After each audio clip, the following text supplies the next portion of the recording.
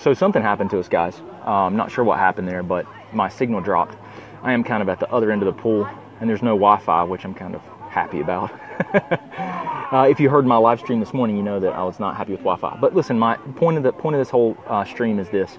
If you're autoimmune, you have to absolutely take action to improve your autoimmunity. You have to be ready to make lifestyle changes. You have to be ready. You should. A lot of people need to get testing done, but it's going to vary from person to person. But you've just got to be ready to make changes. If you don't do that, then you're setting yourself up for a much more difficult recovery, and maybe it may be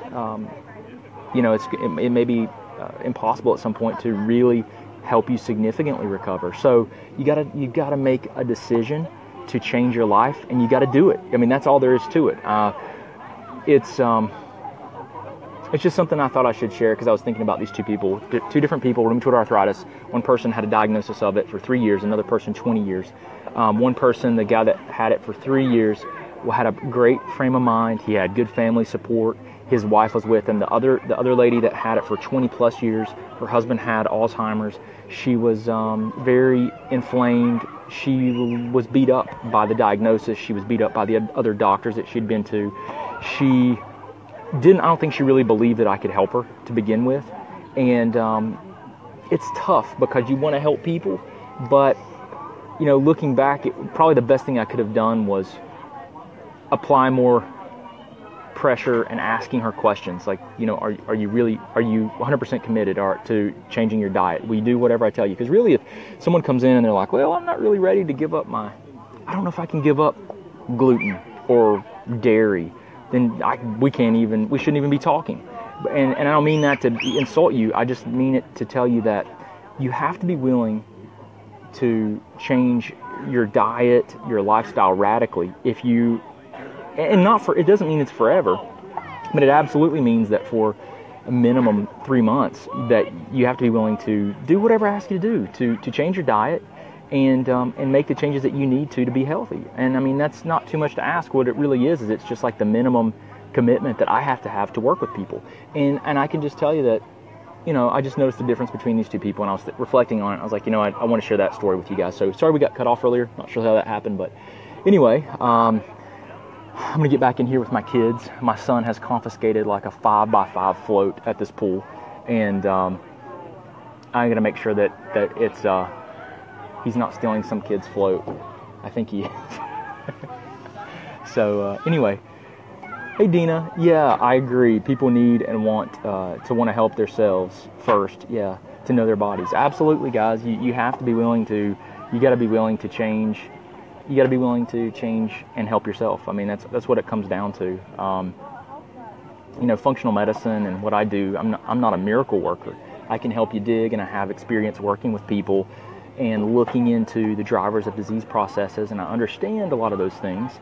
But even with that, you have to. You are the implementer of the information that's gathered from testing. You have to say, some people, I've had the opportunity to work with people from all socioeconomic backgrounds, and some people have more money than they do commitment. Let me say that.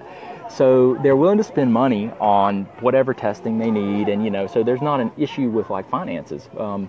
And I've seen it time and time again where people will get a bunch of testing and they won't implement what I ask them to do, and it's just crazy to me. But they got the information to really help them be specific with their approach. You just really, a good attitude and a willingness to work hard and take care of yourself and do what you're asked to do and be your own advocate and listen to your body goes further than just about anything else we can do, guys. I just want you to know that. Yeah, Dina, I know. 76, your mother-in-law, 76, is giving up. So sad. Listen, I mean, I got people that I love that are first-degree relatives, and I feel like, I don't know, like why implement in adding life to years, like the quality of life. Looks like my signal might drop again. I don't know why it's doing that, but anyway.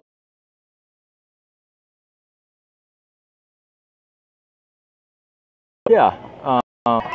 Jana says, hey, is there a reason that insurance won't cover functional medicine doctors? I'm frustrated about this. Yeah, there's absolute reasons. The reason they won't cover functional medicine is because it's considered experimental. And it's considered experimental because really insurance coverage, allopathic, which is your traditional medical doctor, including specialists, their entire practice is focused on evidence-based medicine, which is basically has been used as a way to say if something is not covered by if something has not been studied through a randomized controlled trial, then it's not scientifically valid.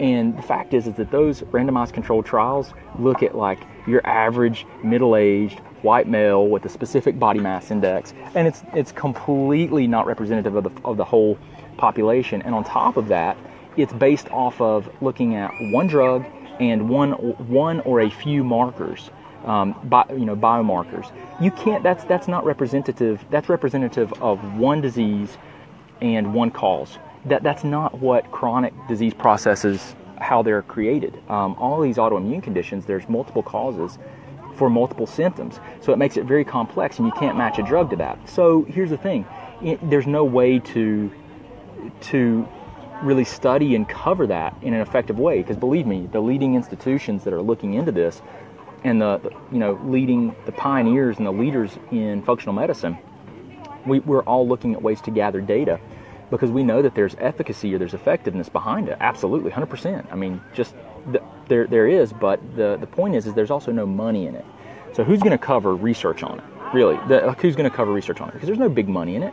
But why would any? And I don't think there's a conspiracy. Okay, let me tell you that. But when you start looking at it and you start prioritizing time and money, why would a hospital administrator bring in functional medicine?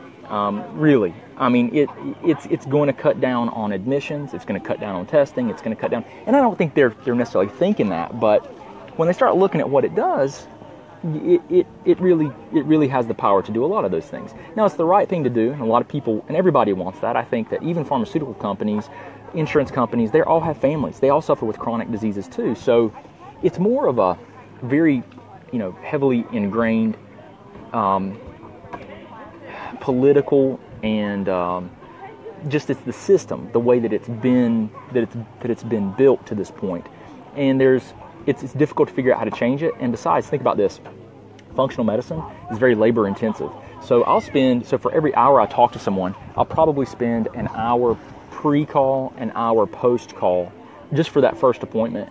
And that's 3 hours for 1 hour of work. So that doesn't work out in a billing model at all. And if you're not, so it's difficult to, it's difficult right now to get any kind of coverage for it. So, and I'm not gonna, and the thing is, when we first started, we tried. I thought, I was new to it all, and I was like, oh, we're gonna see what all we can get covered. And there's so many problems with it. I do whole videos on this. I've got probably like a 20-minute video where I talk about insurance coverage. So I'm sorry. Yeah, it's one of those things that fortunately, there's a lot of stuff that you can do on your own, quite frankly. There's a lot of stuff you can do with different types of diets, supplementation, all that kind of stuff that you can do on your own, and that there's some good resources. I'm constantly trying to teach that stuff, and people are constantly writing books, and there's support groups and